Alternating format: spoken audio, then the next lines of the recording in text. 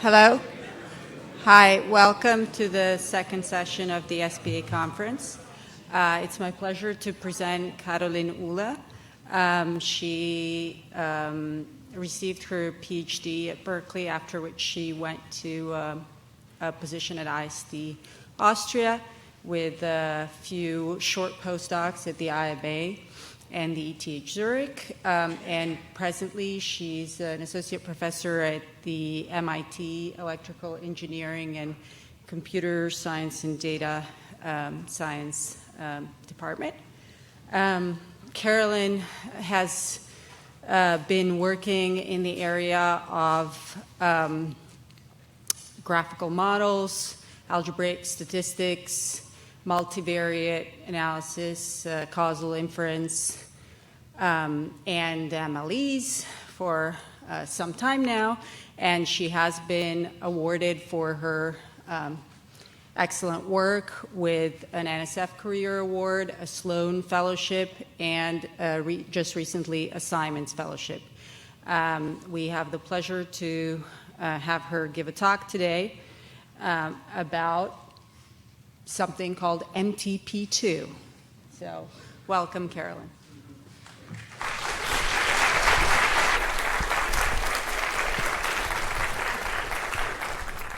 Okay, thank you very much for this nice introduction, and in particular to all the organizers for inviting me to speak here. It's a real honor to be here. So as was just said, I'm going to talk about MTP2 distributions. MTP2 stands for multivariate totally positive of order 2, and I'll tell you what this is in the talk. So I've been working on these distributions for a couple of years now with subsets of different people, and I'll mention them also during the talk. And I've really come to very much appreciate this kind of constraint, this MTP2 constraint, for actually analyzing data sets. So until now, it has mainly been looked at from a theoretical perspective, and I'll tell you a bit about the history on the next slides. But I think it is really underappreciated as a very nice tool for modeling positive dependence and for taking it into account when you're actually doing data analysis. So I've come to appreciate it as a very nice implicit regularizer, which works very well in high dimensions, and I'll tell you a bit about that during the talk. So many of my dreams have come true with MTP2. So I hope by the end of the talk, also some of your dreams may come true with MTP2, but let's see that. Okay, so let me start with the motivation for looking at MTP2. So MTP2 is a very strong form of positive dependence, and in many different applications, you want to be able to model positive dependence, or you want to be able to take into account positive dependence. Here are two applications. So if you look at stock data, time series, you'll often see stocks varying together with each other, right? Because, many of them are influenced by some underlying market variables. In addition, I'm interested in a lot of genomics questions. So if I look at gene expression data, then I actually see a lot of genes co-varying with each other, in particular genes that are spatially close inside the cell nucleus, just because they can be turned on or off by, the same transcription factors that come in. Hence, they will be co-varying with each other. Right? And hence similar things like this, where you see really strong forms of positive dependence happen in many different applications, and I'll show you some more later on. And so we really want to have a good way of modeling this or taking this into account when we actually do data analysis. So what is MTP2? So let me actually start with the definition of MTP2. So it's a very strange definition that doesn't seem to have anything to do with real world. So here it is. This is the definition. So a distribution is MTP2 if its density function satisfies these inequalities here for any 2 points in the sample space. Okay? So what you have to do is you take your density function and you look at it at a point x and at a point y. And then this product has to be smaller or equal to the density function at the minimum of the 2 points and the density function at the maximum of the 2 points. Okay, so I have 2 points, and then I have to take the min and the max of them, and the density function at these 2 points has to be smaller or equal to the density function at the min and the max of them. Okay, so if you're familiar with submodularity or supermodularity, right, if I have a density function that is positive everywhere, then I can take logarithms. Right? Then I could take logarithms on both sides. And then you see that this MTP2, if the density function is positive everywhere, then this is the same as log supermodularity.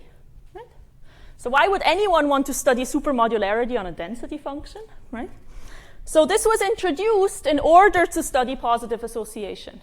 So positive association, I'm sure everyone here is familiar with, is a random vector is positively associated if and only if, if I take any two non-decreasing functions, then the covariance is larger or equal to 0. Right? So this is a very difficult thing to check, right? Because you have to check it for any two non-decreasing functions. However, MTP2 is often easier to check because you have to just check it for any points in the sample space. Right? And the very nice thing, why in fact MTP2 was introduced from a mathematical perspective, is in fact that MTP2 implies positive association, which is what the FKG is all about. Okay? So instead of, if you want to check positive association, well, it is sufficient to check MTP2. So MTP2 is a very strong form of positive dependence. In particular, it implies all currently known forms of positive dependence. In particular, it implies positive association. Okay, so this is really why MTP2 was introduced as, just a mathematical construct which implies positive association and is easier to check in many instances. Okay. So MTP2 has been introduced already many years ago, and there are many mathematical properties that have been discovered and proven since then and already then. And what I want to do in this talk, I'll tell you a bit about these mathematical properties that are well known about MTP2 distributions, but then I also want to tell you why I believe, although it's such a restrictive constraint, it's such a strong form of positive dependence, why do I really think it is relevant when you do data analysis? Okay, it's not just nice math, but it is actually relevant for many different kinds of applications. Okay, so here are many of the well-known properties of MTP2 distributions. So they're really nice. For example, if you marginalize an MTP2 distribution, you again get an MTP2 distribution. If you condition, you again get an MTP2 distribution. If you take products of MTP2 functions, you get MTP2 composition, again closed under MTP2. One thing that I should highlight, not all your dreams come true. So here is a property that does not hold under MTP2, so it's not closed under convolutions. Okay. So these are some very well-known properties of MTP2. Another one that we'll actually make a lot of use of is it with respect to conditional independence relations, or here with respect to independence relations. What is pretty nice, it behaves like a Gaussian, right? Already these properties are kind of like a Gaussian. So in a Gaussian, if you see a 0 in the covariance matrix, it already means that you have an independent statement. That's true in general for MTP2 distributions. Okay, zeros in the covariance matrix mean that you have an independent statement. Okay, so that's again a very strong property under MTP2. So these are some of the well-known mathematical properties, of MTP2 distributions. But now let's go a bit more into data analysis and why it might be a very interesting constraint. So first of all, it is a strong form of positive dependence. In particular, you can, for example, never have Joule-Simpson's paradox, right? If I'm saying your dreams may come true with MTP2, well, Joule-Simpson's paradox is definitely not your dream when you're doing data analysis. So it's good that this cannot happen under MTP2, right? So what is it? Here is a particular example of Joule-Simpson's paradox, right? So here, for example, the white skin color is positively associated with getting a death sentence. If you just compute, for example, the log odds ratios. But once you condition on the skin color of the victim, then suddenly the picture turns around. Okay, and now black skin color of the murderer is positively associated with getting the death sentence. This is something that is very disturbing, right? If I condition on a third variable, then suddenly the association changes around, right? And both of them are, real representations of the data, but just depending on what I condition on, I get a different output. So that's quite surprising, that's quite disturbing, and something like this cannot happen under MTP2. Okay, so I see MTP2 as a very strong form of positive dependence, which remains there no matter what you condition on. Okay, and how can we see this? Just from the definition, it's actually not hard to see that you cannot have Joule-Simpson's paradox. Let me go through what MTP2 means in the discrete setting, just in the binary setting here. So let's start with two-dimensional binary distributions, just to get some intuition for what MTP2 is. So just again here, the definition, since I'm going to use this throughout the talk. So let's look at two-dimensional binary distributions. Well, what do I have to do? I have to go through all possible x's and y's, right? So it can be 0, 0, 0, 1, 1, 0, 1, 1. And I just have to plug them all in here.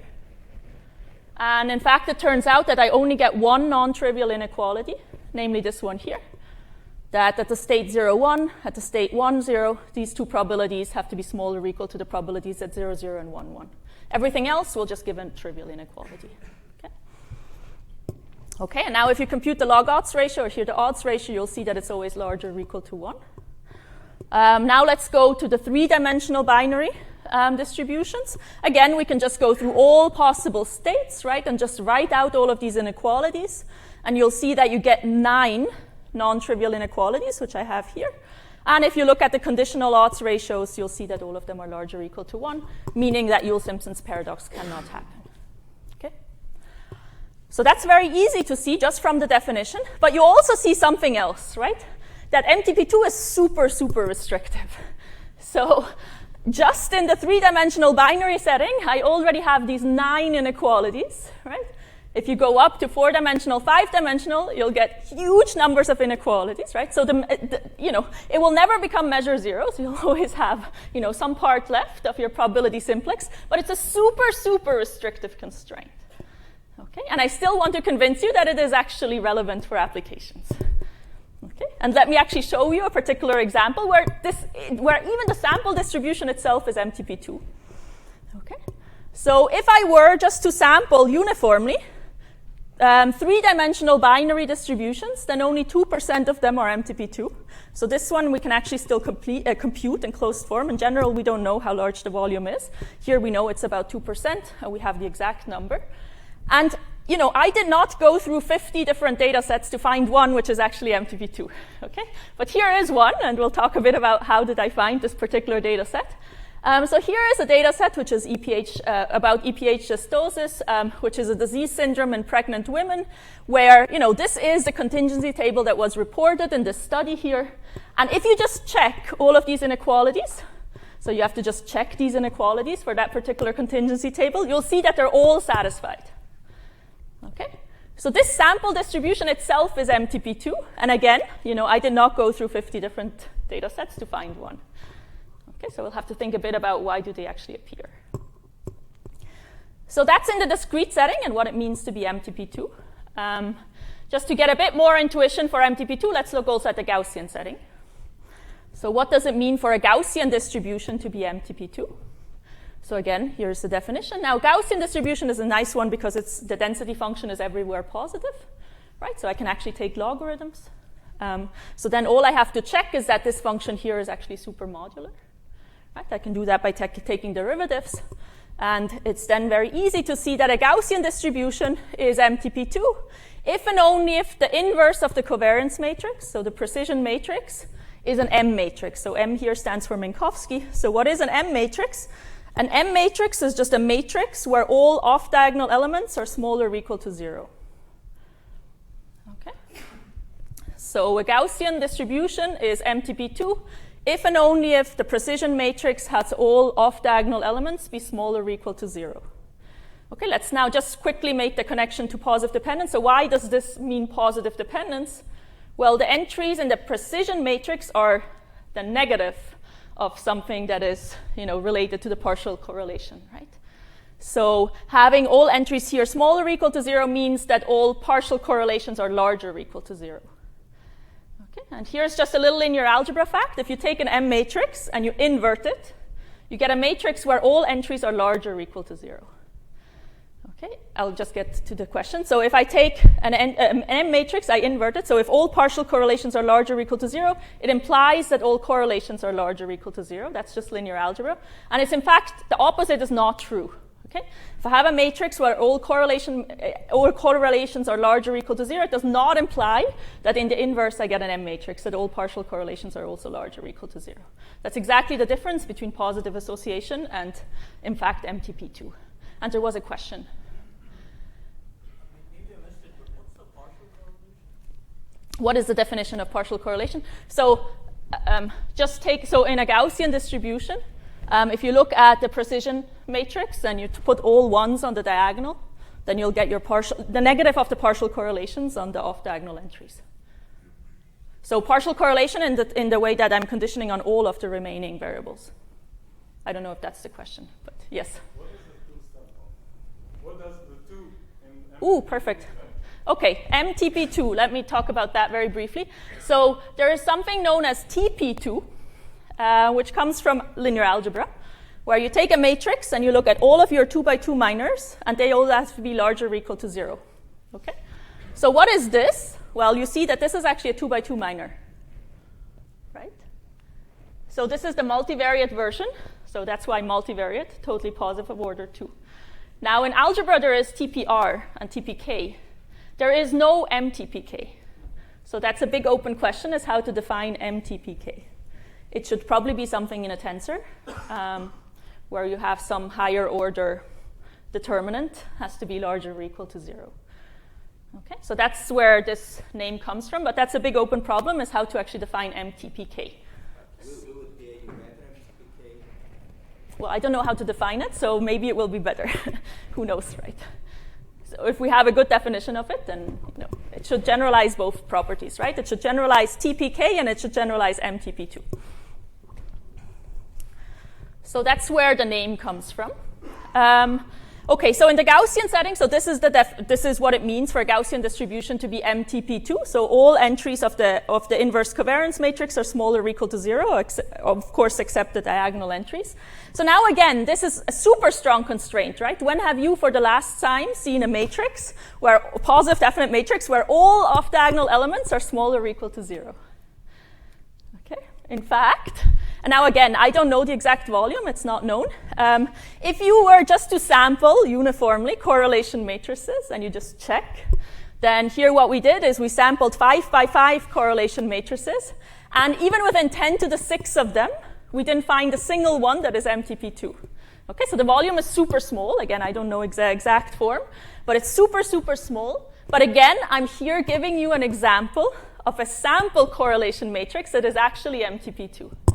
Okay, so all I did is here I take the 2016 monthly correlations of global stock markets. Okay, so what is always reported is the sample correlation matrix. You see it's all positive. This doesn't mean yet that it is MTP2, but in fact, when you invert the matrix, you'll see that all of the off-diagonal elements are smaller or equal to 0. Okay, again, I did not go through 10 to the 6 many data sets to find this one here. This is actually the first one I tried, and it was MTP2. So why is it that I can just find all these distributions that are MTP2? So we believe this is the case because MTP2 is anyways implicit in many of the models that we think represent things that we see in the world. In particular, and this is probably the biggest class, so let me start with some that are maybe more important from a mathematical perspective. So if you have a Markov chains with MTP2 transitions, that will remain MTP2.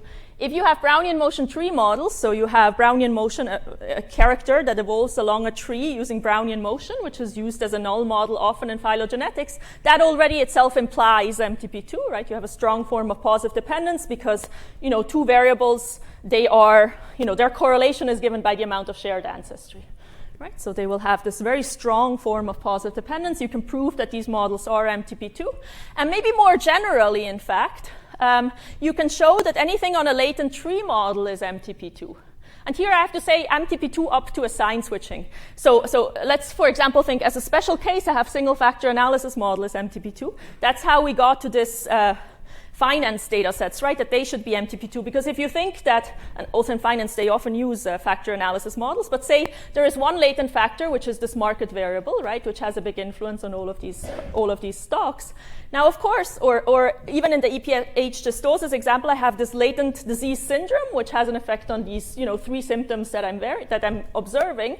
But of course, I need to have this. I need to allow myself to just switch the labels, right? Because in this disease syndrome, I could somehow measure this particular symptom by large values, meaning you're diseased, or small values, meaning you're diseased. So I need to be able to at least switch the labels around. Of course, please.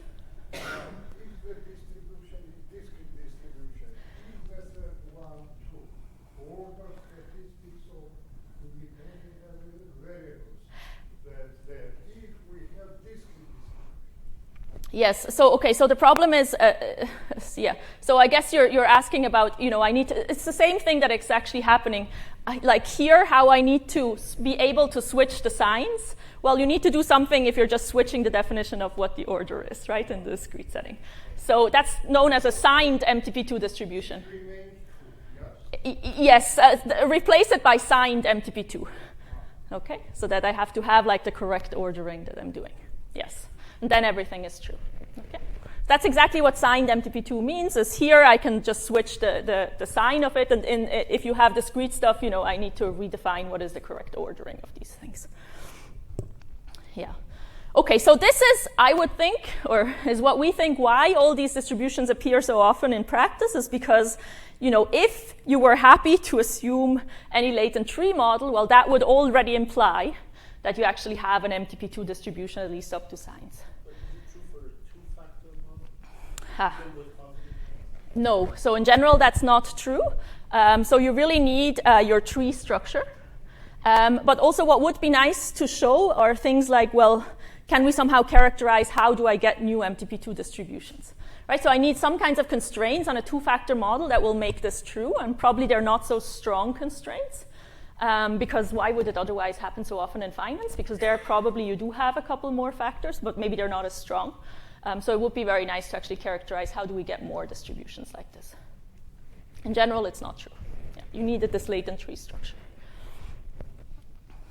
Okay, so this is how we found all these examples, and we have many more in the papers, right? Just by thinking, like, where would we expect to see a latent tree model? And in particular, if you look at phylogenetics data, for example, you'll always see this MTP2 popping up everywhere. Okay, so what do I want to do in the remainder of the talk? So hopefully I convince you that MTP2 is an interesting and relevant constraint for data analysis. Now, what I want to do in the remainder of the talk is talk about density estimation under MTP2 and show you, you know, if you make the MTP2 constraint explicit, what can it buy you? Okay, when you're doing density estimation. And here I'll talk about the two settings. First, in the parametric setting, here we'll talk about exponential families, and in particular Gaussian models and Ising models. And then we'll also talk about the non-parametric setting. So sometimes you don't want to put up any parametric assumptions, right? You want to just do it directly in the non-parametric setting. So here I'm optimizing over density functions subject to the shape constraint at their MTP2. And I want to show what can you gain from that. Okay. So that's the goal for the remainder of the talk. Now, before I start with these results, let me tell you what I am not talking about and what you probably wondered about. Since this is all about positive dependence, I should maybe have at least one slide about negative dependence.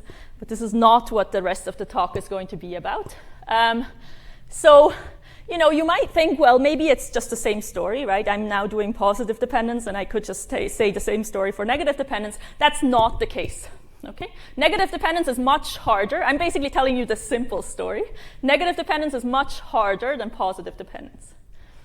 Okay, so why is that? So in particular, the analog of this FKG inequality, which we're using, does not hold. So say I'm looking at negative association, right? And what I could hope is that, well, let me just change the sign, right? In this inequality here which defines MTP2, I'm just changing the sign around. And I would hope, well, does this imply negative association? And that's not the case. Okay, so you need something much stronger. Only then will you actually get negative association. And it has been open for a long time to find the equivalent of MTP2. So some sufficient condition that you could kind of check in order to show that you actually have negative association. And there's this really nice paper here by Robin Pienemantel towards the theory of negative association. And it was only discovered afterwards, actually, what the right kind of definition is, or the right equivalent is of MTP2, which is known as the strongly Rayleigh measures. And I'm not going to go into them, but I just have at least some papers here that you can look at. And in particular, this also has a lot of applications. And this has come up recently in machine learning, actually, where people have started to look a lot into negative dependence. And negative dependence is super important when you want to enforce diversity, right? So for example, think of recommender systems. So if you, for example, just bought a mobile phone, well, you will not want to buy another one, very likely, right?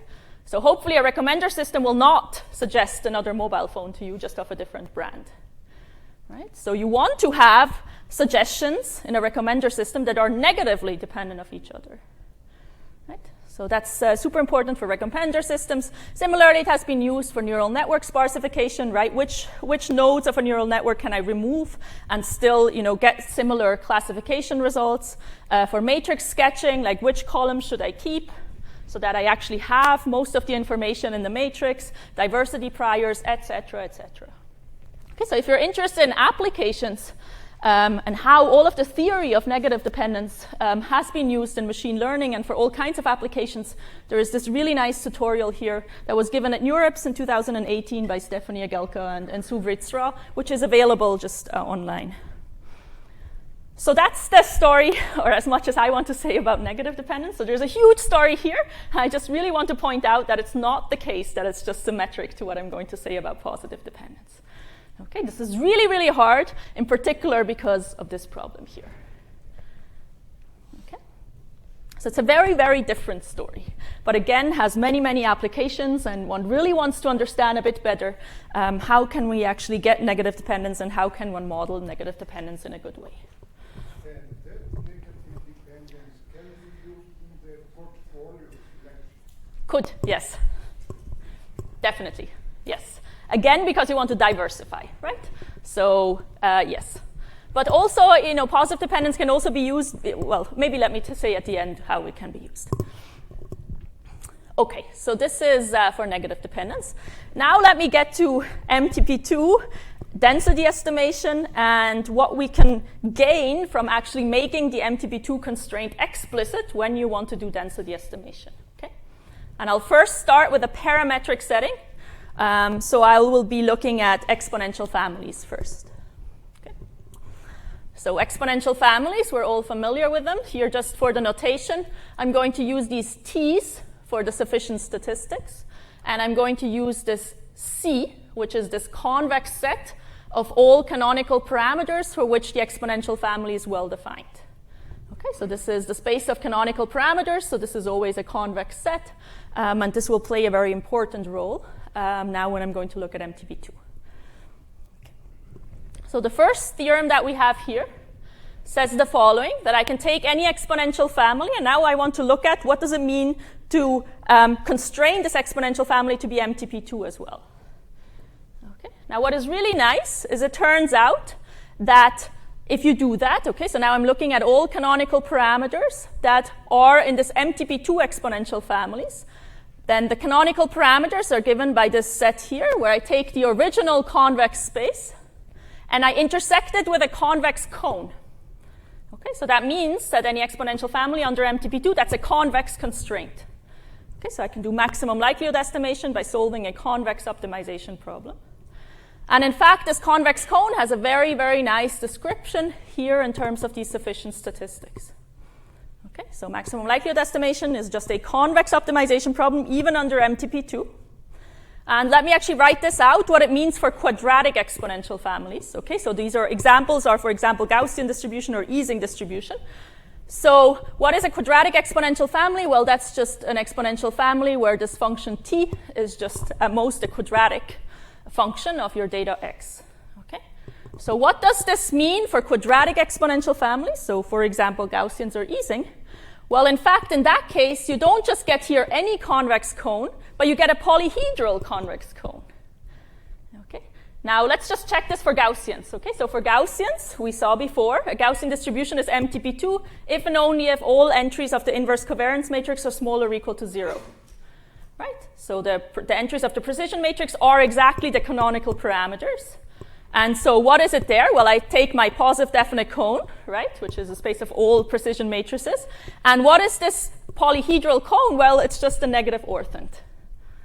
Right? So in the Gaussian setting, you see how this theorem applies. And what is also very, very nice is that these faces of this polyhedral cone, they correspond to conditional independence relations. So for example, in the Gaussian, right, a 0 in the inverse covariance matrix means that I is independent of j given everyone else. Okay, so these zeros actually correspond to conditional independence relations. And so what does this mean? I mean, the structure is very special, right? That I actually have, in the quadratic setting, that I have my original convex space intersected with a polyhedral cone where all of the faces correspond to conditional independence relations, well, this immediately tells you that MTP2 is an implicit regularizer for exponential families, right? Because if you have a data point that is not MTP2, what is the MLE? Well, the MLE will be the projection onto this convex set here, right? And in general, well, you will usually end up on a face of this polyhedral cone, meaning that you will already satisfy many conditional independence relations. So you will get sparsity in your undirected graphical model just for free. Okay, so MTP2 is an implicit regularizer. It's basically doing something similar as if you would add an L1 penalty, right? Because it will just give you sparsity for free, but you don't need any tuning parameters, etc. So, if you are in an application where MTP2 makes sense, because maybe, you're happy to assume some latent tree model or something similar, well, then just make it explicit and you'll actually just get, sparsity for free. Okay? So let's see this working in the Gaussian setting and then in the Ising setting. Okay? So let's do maximum likelihood estimation in the Gaussian setting. So that theorem, what does it tell us? Well, it tells us that maximum likelihood estimation under MTP2 is a convex optimization problem. In fact, it is just as easy as L1 regularized maximum likelihood estimation. Okay, here it is written out. So what is my maximum likelihood estimation problem? I maximize the likelihood, which is a nice concave function, right, over the space of inverse covariance matrices, subject to all of the off-diagonal elements have to be smaller or equal to 0. This is a nice convex, in fact, a linear constraint, right? And so this is my maximum likelihood estimation problem under MTP2. And you can solve it, for example, using CVX, like very large problems like this. We have coordinate descent algorithms that converge, etc. So you can solve this for very large problems. In fact, you have this dual problem that you can solve at the same time. And we have strong duality, so this problem will converge to the same solution as this problem. Okay, so everything is super nicely behaved. The KKT conditions actually directly tell you that you get sparsity for free, which is very nice, because you either have to have a 0 over here, or you have to have that these two entries are the same. Right. In non-parametric statistics, suppose that the MTP is supposed to be monotonic. Can you use these principles? So the question is about non-parametric density estimation, and that's the next part of the talk. So I'll get to that question then. So for now, just Gaussian. Okay. Okay, so why do people use L1 regularization? Well, 1, because it gives you sparsity and interpretability of the graphical model. 2, because you can apply it in the high-dimensional setting. Right? If I would just maximize the likelihood, it would explode if I don't have enough samples. In particular, if I don't have as many samples as the dimension of the number of variables, right?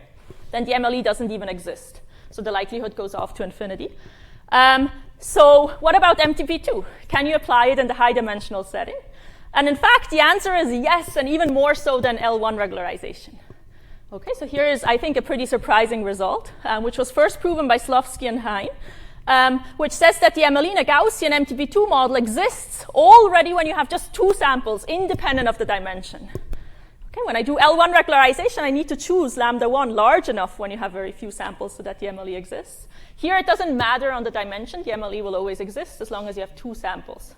So as long as none of the correlations are exactly 1, okay, then the MLE will always exist.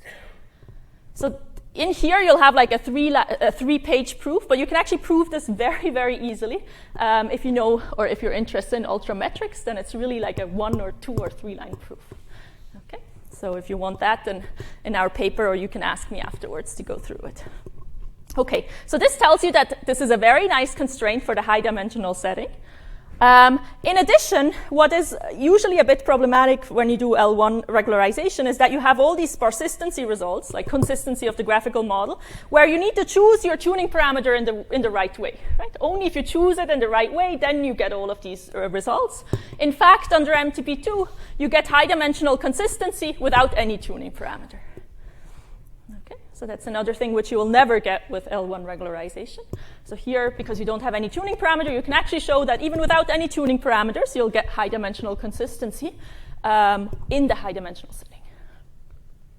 Okay, so that's in the Gaussian setting. So you get, for free sparsity, you get for free that you can apply it in the high-dimensional setting. You get for free that you get consistency in that setting as well. Okay. So what about Ising? actually, easing is very similar. So this is some very recent work that we've done. So in the easing model, well, the standard way to do maximum likelihood estimation is this iterative proportional scaling, right, where you cycle through all of your canonical parameters, fixing all the others, updating one, etc. And this actually converges to the MLE when the MLE exists. Okay, so we extended this to work also under the MTP2 constraint. And in fact, we proved that, if you do this IPS type algorithm under MTP2, it will also converge to the MLE under MTP2 if the MLE exists. Okay, so it's exactly the same as if you don't have the MTP2 constraint. And now again, the question is, when does the MLE exist, right? Do we have a similar nice result as in the Gaussian setting? And in fact, this is maybe even more striking than in the Gaussian setting, right? So in general, you need, say, if you have m variables or v variables, you need 2 to the v many samples at least, right? Because you need to have seen all of the different possibilities in an easing model.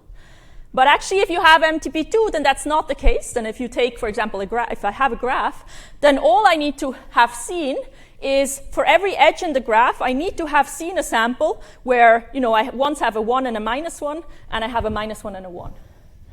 Okay, so that's much, much, much less, right? In particular, if I just have a graph with a clique where the maximal clique size is C, I only need C many samples as compared to 2 to the M many samples. Right? So this is a huge drop. So this also tells you again how restrictive MTP2 is, right? But since, we have all these nice applications where MTP2 is relevant, right? It seems like this is a good constraint, super restrictive, but still useful for many different applications and will really help you, right? When you want to actually look at problems where you have very few samples as compared to the dimension. Okay. And maybe just something, so there is a lot of nice similarities between the Gaussian and the binary in the easing setting, the ferromagnetic easing setting, when you actually, when you remove the linear term. So when you don't have any external field. In particular, you can show that then the MLE exists whenever over any edge you see at least once that they don't have the same sign. Okay, so that's equivalent to saying that the correlation is not 1. Okay, so when you don't have any external field, then you basically get, the same kind of result as in the Gaussian setting, right? The MLE exists whenever there is no correlation that is equal to 1. When you have no external field in the easing model setting under MTP2, it's the same result. Okay, I just am not allowed to see any correlation 1 anywhere. So that's kind of there are many, many nice kinds of parallels between easing ferromagnetic without any external field and the Gaussian setting under MTP2, which is kind of surprising at first, but also some differences which are a bit troubling as well.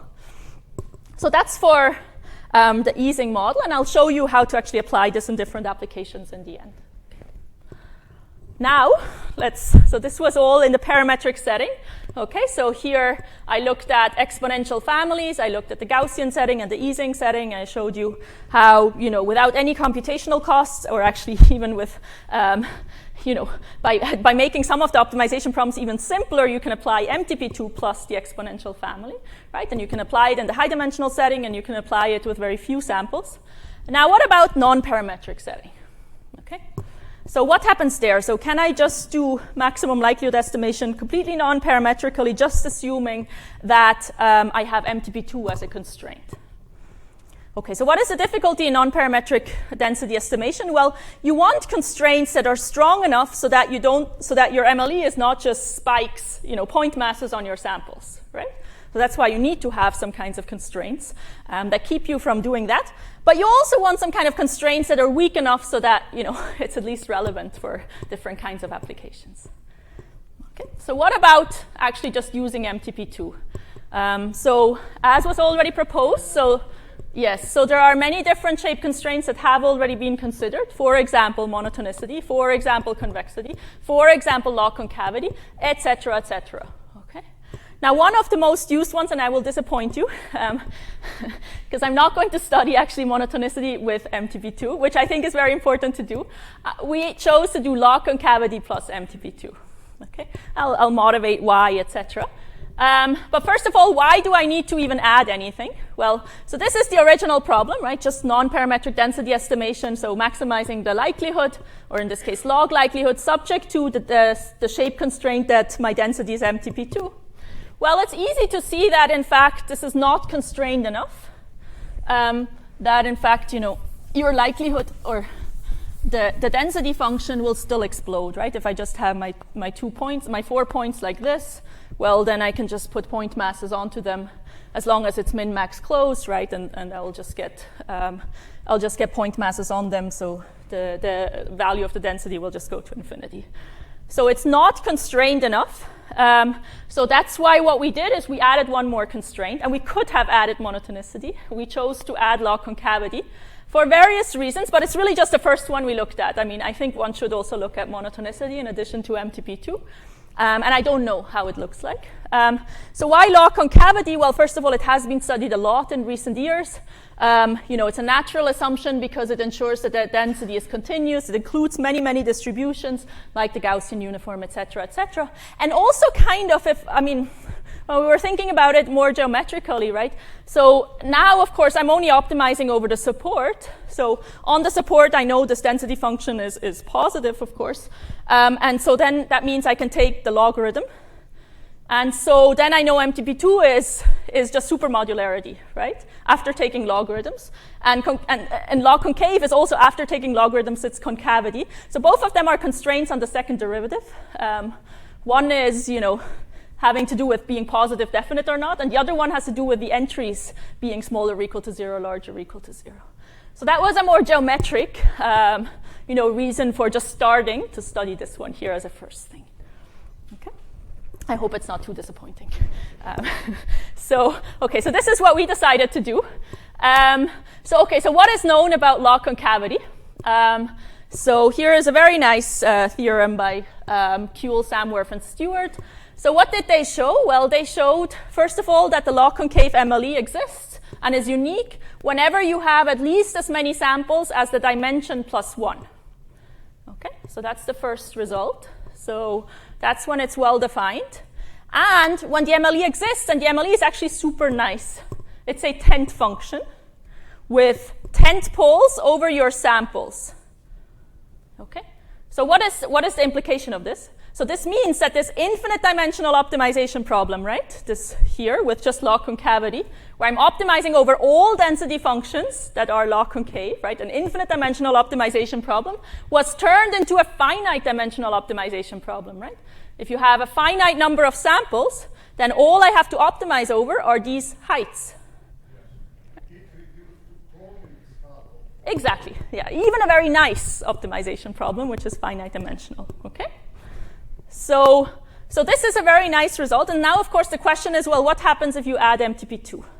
So first of all, you still get a tent function. And what is the result? How many samples do I actually need for this thing to exist? Okay. So let me give you these answers. So first, the existence result of the MLE. So the MTP2 log concave MLE is unique and exists when you just have 3 samples independent of the dimension. Okay, so that's in strong contrast to just log concave, where you need a dimension plus 1 many samples. Okay, so we're down to 3. So think about the Gaussian setting, right? Gaussian, MTP2 Gaussian is in particular MTP2 log concave. So there we showed that we needed 2 samples.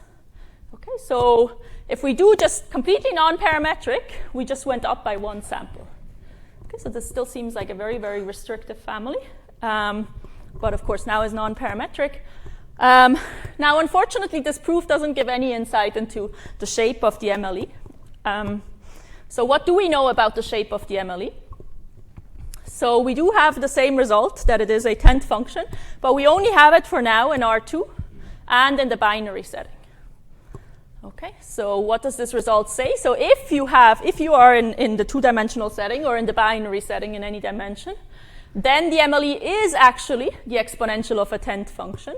And again, as before, you can compute the heights by solving a nice convex optimization problem. Okay. Now I'll tell you about the difficulties of all other cases after showing you the examples. Let me actually just show you how you can, because you can just run this, okay? So we can, for example, solve this problem using the conditional gradient method. So this is on 50 points from a standard normal, which is, of course, MTP2 and log concave. This is how the log concave MLE would look like. This is how the log concave and MTP2 MLE looks like. Okay, so that's kind of nice, right? With 50 samples, you can already get something that looks very close to your standard normal, as compared to just adding only the log concave constraints. So let me go back and tell you a bit about why is it difficult to prove the general case. So under log concavity and actually many of the other shape constraints, why is it so easy to prove that it is a 10th function? Well, you assume it wasn't a 10th function, right? But just a log concave function. Well, then I can always increase my likelihood by just looking at my points and making it a 10th function. It's still log concave, and then I cut off some density so I can increase the heights at my sample points. Right?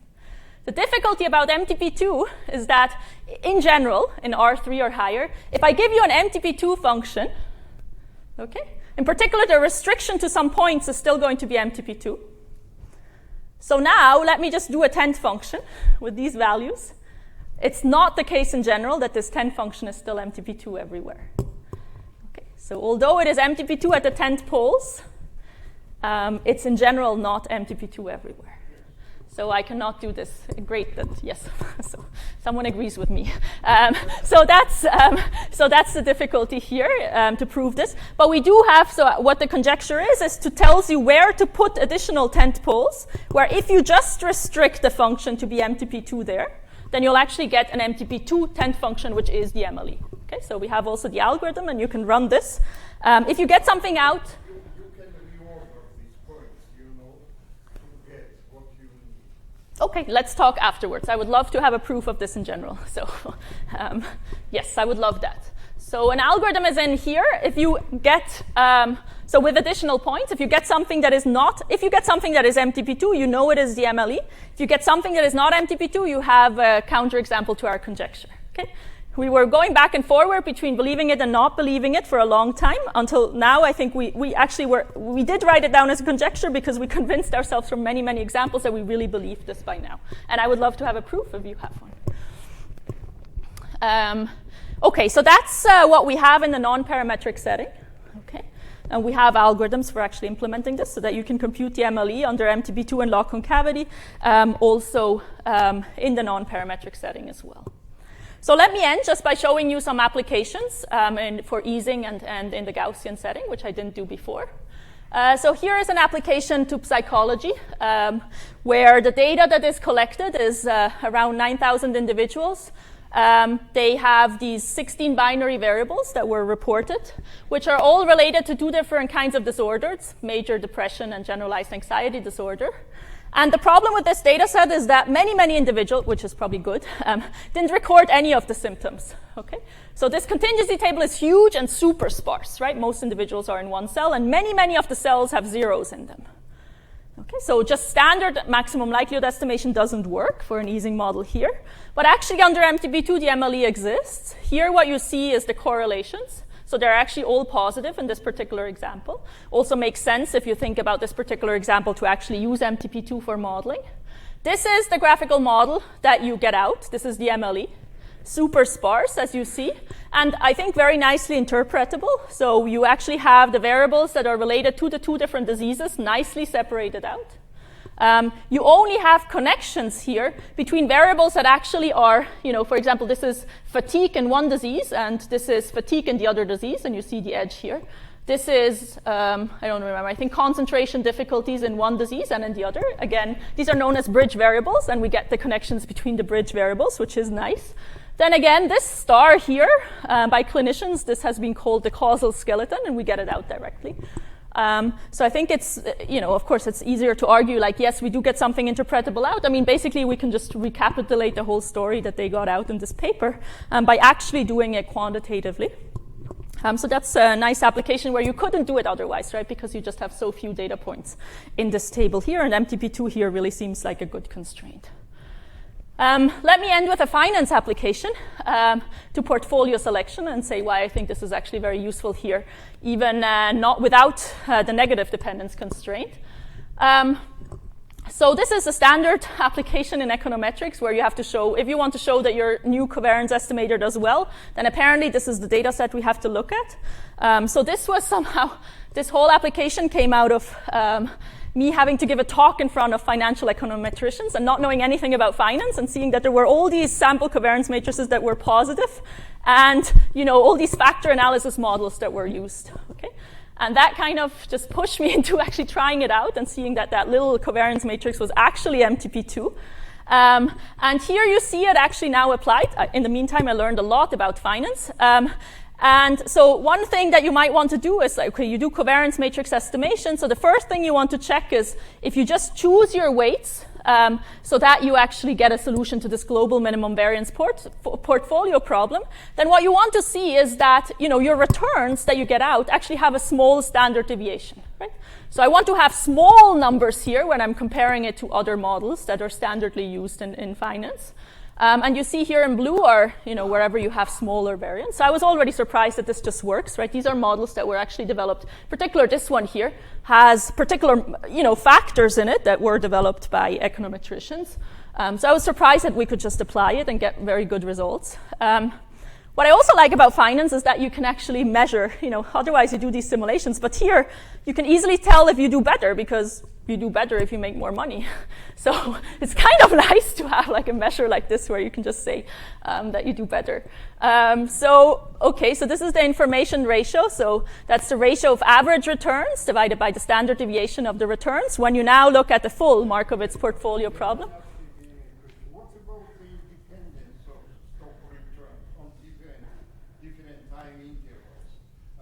Have you checked anything about that? Generally, it is supposed that they are independent. Okay, let's talk about that afterwards, like about checking some extra things. I would love to talk about that. But here, I was surprised that we don't have to come up. I expected that we would have to do something a bit more intelligent than just applying MTP2 to actually get something out, which is pretty remarkable, I think, here. That you just can beat some of these, very special models when you just use MTP2. Okay, so with that, I hope I was able to convince you that, total positivity is implicit in many different models that, people have been using, and that it is, I think, very interesting to actually make this MTP2 constraint explicit, to really model under the MTP2 constraint, because it buys you so much. It buys you so much in terms of high-dimensional modeling. It buys you so much in terms of, all of these nice convexity properties that you still have, that you already that is constrained enough to kind of get good estimates, or there are many proofs that are still missing, but to get seemingly good estimates, even with very few samples, even in the non-parametric setting, that this could be actually a very interesting shape constraint. Of course, rates, etc., we still have to prove all of these results, but at least it hints that this could give you very good estimates, even for very small sample sizes. So I hope I was able to convince you that these distributions not only have broad applications, but also lead to very beautiful theory, which we have loved to work out in terms of exponential families, convexity, combinatorics. I didn't talk so much about semi-algebraic geometry, etc. So with that, I'll leave you with the references. So this was the first paper. It actually all started at an AIM workshop, where we started to look at MTP2. This is just in the Gaussian setting, high-dimensional Gaussian. This is the binary one, which we just put on the archive very recently. This is the non-parametric setting, and this is the finance application, where I would love to have input since we're putting it on the archive soon. Okay, thank you very much.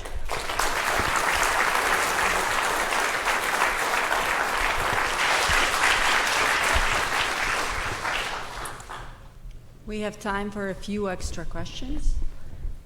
Yes, please.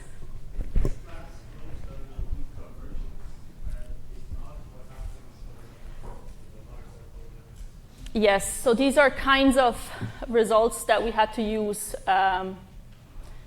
here.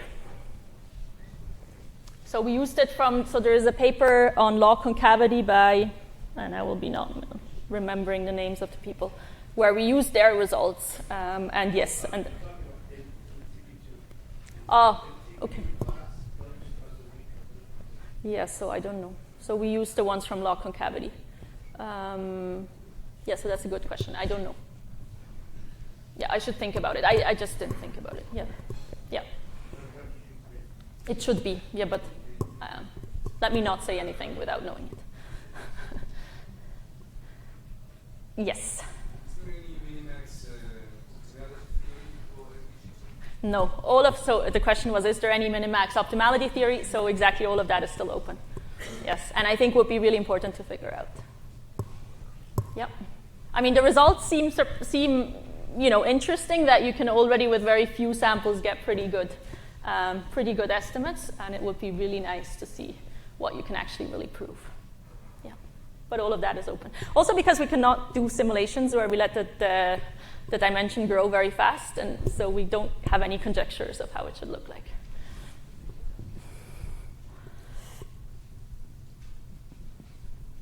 Okay.